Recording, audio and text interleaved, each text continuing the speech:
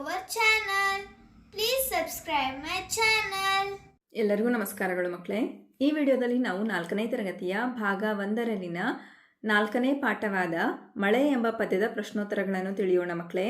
ಈ ಪದ್ಯವನ್ನು ಕವಿ ಪಳಕಳ ಸೀತಾರಾಮ ಭಟ್ಟರು ಬರೆದಿದ್ದಾರೆ. ಅಭ್ಯಾಸದ ಪ್ರಶ್ನೆಗಳು. ಮುಖ್ಯ ಪ್ರಶ್ನೆ, ಒಂದೊಂದು ವಾಕ್ಯದಲ್ಲಿ ಉತ್ತರ ಬರೆಯಿರಿ.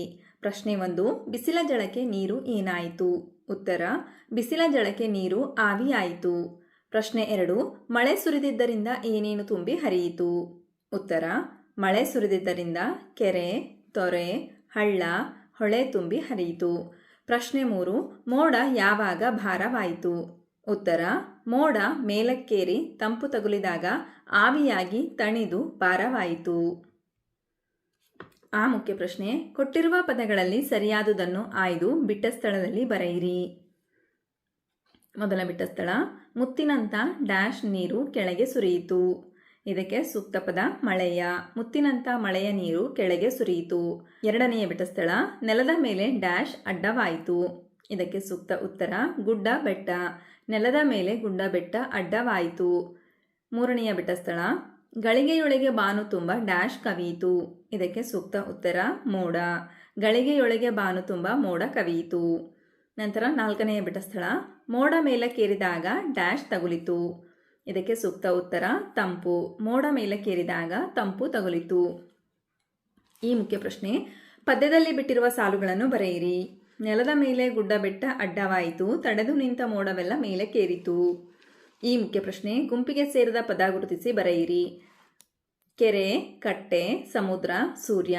ಇಲ್ಲಿ ಗುಂಪಿಗೆ ಸೇರದ ಪದ ಸೂರ್ಯ.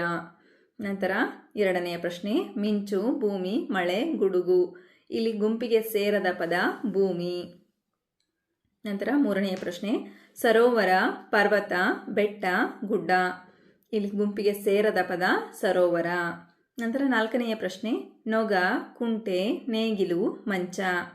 ಗುಂಪಿಗೆ ಸೇರದ ಪದ ಮಂಚ. ನಂತರ ಮುಖ್ಯ ಪ್ರಶ್ನೆ, ಕೊಟ್ಟಿರುವ ಪದಗಳಿಗೆ ಸಮಾನಾರ್ಥಕ ಪದಗಳನ್ನು ಬರೆಯಿರಿ. ಕಾಡು, ಈ ಪದದ ಸಮಾನಾರ್ಥಕ ಪದಗಳು ಅರಣ್ಯ, ಅಡವಿ, ವನ. ಸೂರ್ಯ ಪದದ ಸಮಾನಾರ್ಥಕ ಪದಗಳು ರವಿ, ಆದಿತ್ಯ, ಭಾನು. ಭೂಮಿ ಪದದ ಸಮಾನಾರ್ಥಕ ಪದಗಳು ದರೆ, ಇಳೆ, ಧಾತ್ರಿ. ನಂತರ ಭಾಷಾ ಚಟುವಟಿಕೆ. ಮುಖ್ಯ ಪ್ರಶ್ನೆ, ಅಕ್ಷರ ಬಳಸಿ ಪದ ರಚಿಸು. ತಿರುಗಿಸಿ ಓದಿ ಆನಂದಿಸಿ ಅಂತ ಇದೆ ಮಕ್ಕಳೇ. ಗಮನಿಸಿ, ಮಾದರಿ ಕೊಟ್ಟಿದ್ದಾರೆ ನೋಡಿ. ವಿ, ಕ, ಕ, ಟ, ವಿ ಈ ಅಕ್ಷರಗಳನ್ನು ಬಳಸಿ ಒಂದು ಪದವನ್ನು ರಚಿಸಬೇಕು. ಇಲ್ಲಿ ನೋಡಿ, ವಿಕಟ ಕವಿ ಅಂತ ಆಗುತ್ತೆ. ಅದೇ ರೀತಿ ಇಲ್ಲಿ ಕೆಲವು ಅಕ್ಷರಗಳನ್ನು ಕೊಟ್ಟಿದ್ದಾರೆ, ಅವುಗಳನ್ನು ನೀವು ಗಮನಿಸಿ ಒಂದು ಪದವನ್ನು ರಚಿಸಬೇಕು. ನೋಡಿ, ಕ, ಕ, ನ ಅಂತ ಇದೆ, ಕನಕ. ನಂತರ ಮ, ನ, ನ, ನಮನ. ರ, ಸು, ರ, ಸು, ರ ಅಂತ ಇದೆ. ಇದನ್ನು ಸರಿಪಡಿಸಿ ಬರೆದಾಗ ಸುರರ, ಸುರ.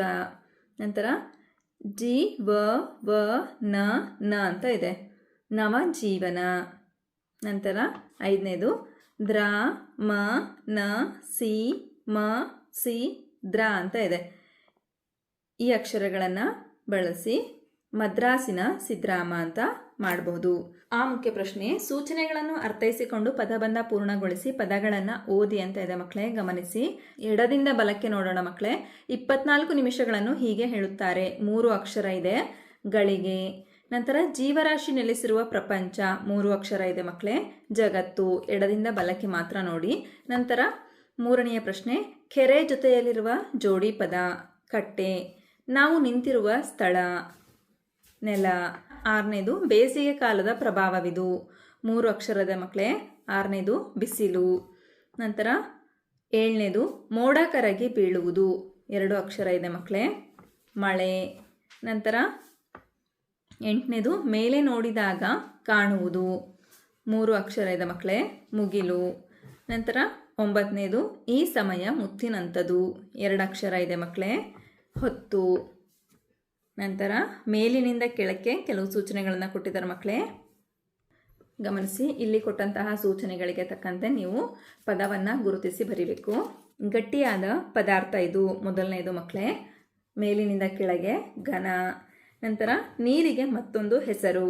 ಎರಡನೇದು ಜಲ. ನಂತರ ಇದರೊಳಗಿರುವುದು ಉಪ್ಪಿನ ನೀರು. ಮೂರನೇದು ಮಕ್ಕಳೇ ನೋಡಿ ಕಡಲು.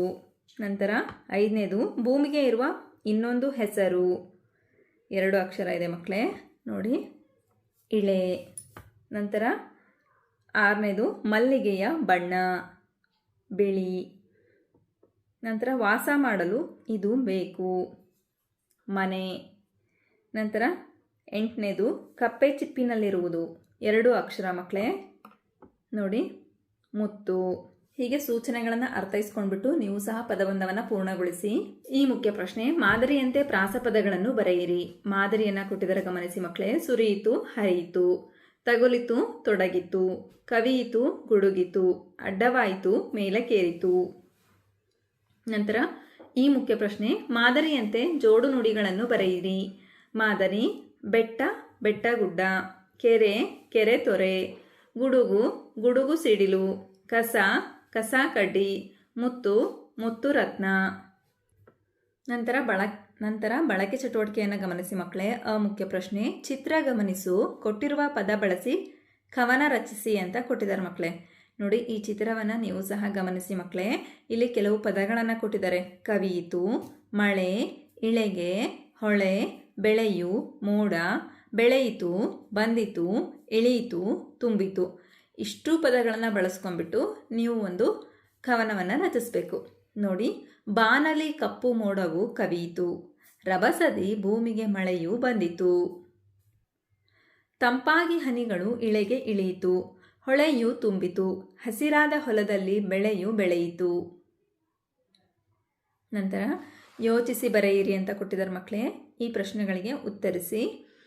ಪ್ರಶ್ನೆ 1, ಮಳೆ ಹೆಚ್ಚಾಗುವುದರಿಂದ ಆಗುವ ಪರಿಣಾಮಗಳಾವುವು?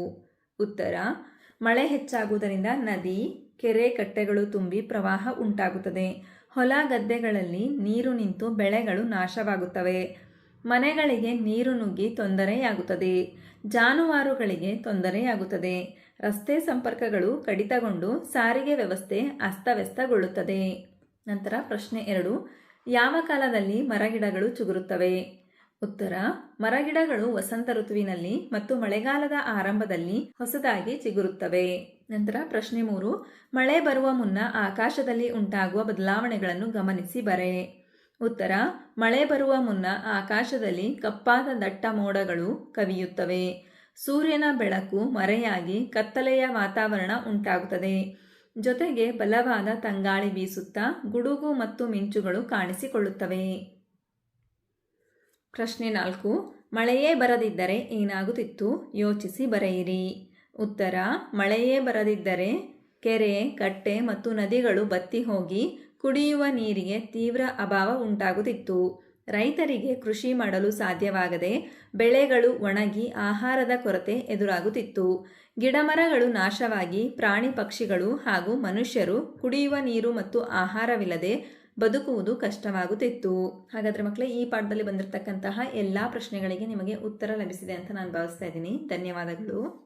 ನಮ್ಮ ವಿಡಿಯೋ ಇಷ್ಟವಾದಲ್ಲಿ ಪ್ಲೀಸ್ ಸಬ್ಸ್ಕ್ರೈಬ್ ಮಾಡಿ, ಲೈಕ್ ಮಾಡಿ, ಶೇರ್ ಮಾಡಿ, ಪ್ರೋತ್ಸಾಹಿಸಿ.